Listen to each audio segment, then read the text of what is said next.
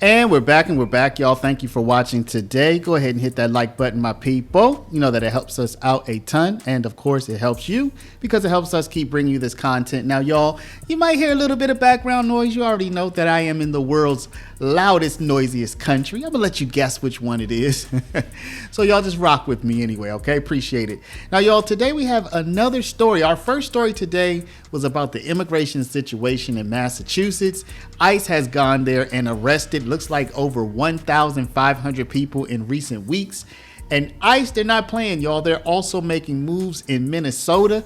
But interestingly, the people of Minnesota, they're fighting back. Like they don't want ICE to make moves there, y'all. I mean, I wouldn't say it's everybody, but there were enough people to get out and jump in ICE's face and just make things difficult, y'all. So we're going to go ahead and take a look at that. And then we're going to come back and see how your girl, Ilhan Omar, see what she had to say about another situation involving a person in the country without permission. But first, let's take a look at what happened in Minnesota. Things get quite tense. A chaotic confrontation between federal law enforcement and protesters. You can see one man get tossed as FBI agents in fatigues roll by on East Lake Street in Minneapolis. Our Reg Chapman was in the middle of all of this afternoon. Reg, what happened out there? Well, Jeff, hundreds of community members took to the streets in protest of federal agents in full force raiding a South Minneapolis business. Now, crowds began to form near Bloomington Avenue and Lake Street South around noon after community members reported seeing federal agents gathered near a business there. They feared the worst, that immigration officers were there to arrest people, and Minneapolis police and the Hennepin County Sheriff's Office were there to assist. But in a statement, Mayor Jacob Frey said this incident was related to a criminal search warrant for drugs and money laundering and was not related to immigration enforcement. No arrests were made. He says MPD's only role was helping with crowd control and keeping the community safe. Many in the community did not feel like they were being protected. I don't think they realized the community would respond so quick and kind of create a human barrier. So you can kind of see them strategizing a plan to get people out. And then what we saw is we saw them come back and assist by taping off the area and putting up police lines and pushing the community back. Now, Mayor Frey said he understands the community's concerns, and in situations like this, have accurate and correct and credible information, is more important than ever. All right, so now you know that Ilhan Omar, you know your girl Ilhan, you know she's from Minnesota, right? She's a representative from there. And recently, just today I think it was, Laura Loomer's team caught up with her and asked her opinion about a terrorist attack in Colorado by a person who also is in the country without permission. And so we're going to take a look at what Ilhan Omar had to say about that. Shout out to Laura Loomer's team for getting this video. Let's take a look. But before we do, y'all, make sure you take care of your money. I'm not going to make this a long one, y'all. Go to Paralegold, PARALEGOLD.com, or call 844-651-8334, 844-651-8334. If you have $50,000 to $100,000 or more in your retirement, protected from inflation, protected from monetary debasement, you're about to retire. Make sure your money's still there and it's still worth something by investing at least some of it in gold. Talk to our partners at Augusta Precious Metals. Go click the link now, get the free information, and protect your precious retirement. Hello, Congresswoman. Will you support your Democrat colleague Jared Mostrowitz's calls to name the Muslim Brotherhood a foreign terrorist organization? Do you think it's important to make the Muslim Brotherhood a terrorist organization after the terrorist attack in Boulder, Colorado, which featured an illegal immigrant who was a part of the Muslim Brotherhood? Are you sure you wouldn't like to answer, Congresswoman, about... So in case you are wondering, what is this all about? To give you a little bit of context, there was recently a terrorist attack, in the state of Colorado, and that person who committed this attack is a person who's in the country without proper documentation, maybe with zero documentation. And frankly, at this point, they're saying that his family may be deported.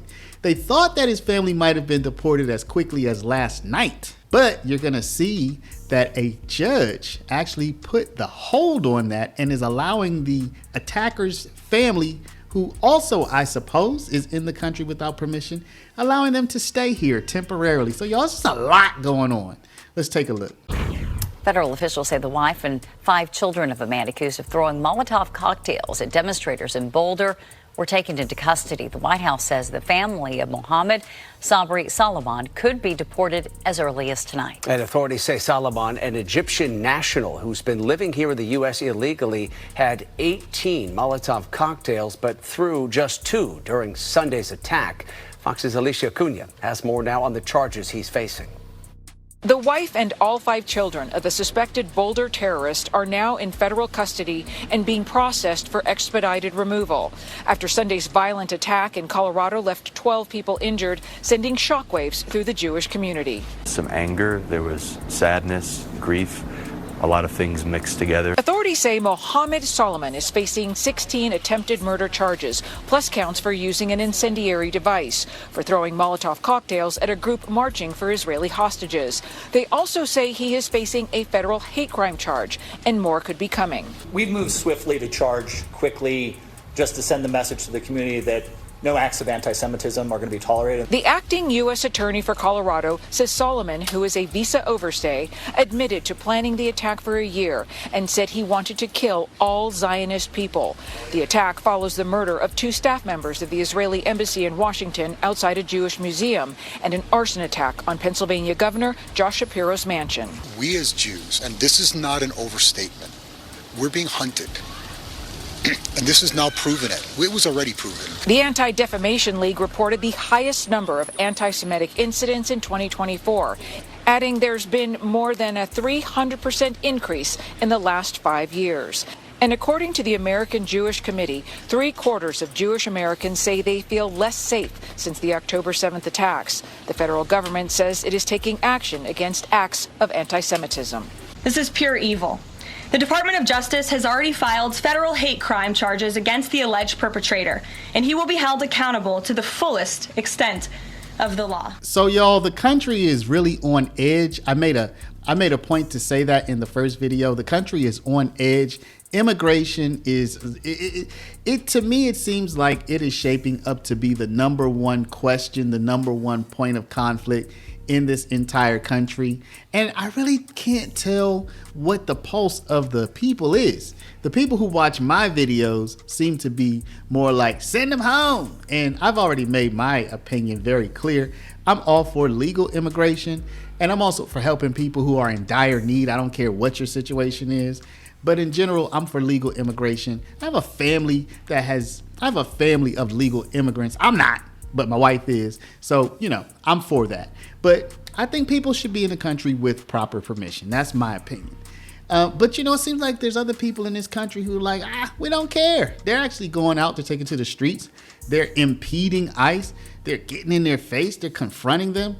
I don't know where this is going, y'all. I'd like to know what y'all have to say about this. Let me know down in the comments, y'all. Do you think this is gonna really reach like a real boiling point? Are Americans gonna really take to the street while they have their own economic concerns, while they're worried about the price of eggs, the price of gas? Oh yeah, and by the way, the people in the country without permission, we're gonna take the streets also to make sure that they get to stay here, and we need to support them economically as well. I mean, I just don't understand. Y'all let me know down in the comments what you think. But before you do, please stop, hit the share button. Share this video out over email, text message, WhatsApp, Facebook, Snapchat, Instagram, all your favorite social mediums. And of course, if you're not a subscriber, please do subscribe. And of course, to my people with a retirement, do you want money to still be there when you go to collect? Look at gold, y'all. It's only been around for 5,000 years. How much time do you need? What kind of track record do you need? Go to Paralegold, PARALEGOLD.com. Put in your information and talk to my people at Augusta Precious Metals, or you can call them at 844-651-8334. Talk to them. See what they have to say. I'm sure you'll like it. I want to thank y'all for watching. Love y'all, and we'll see you back in the next one.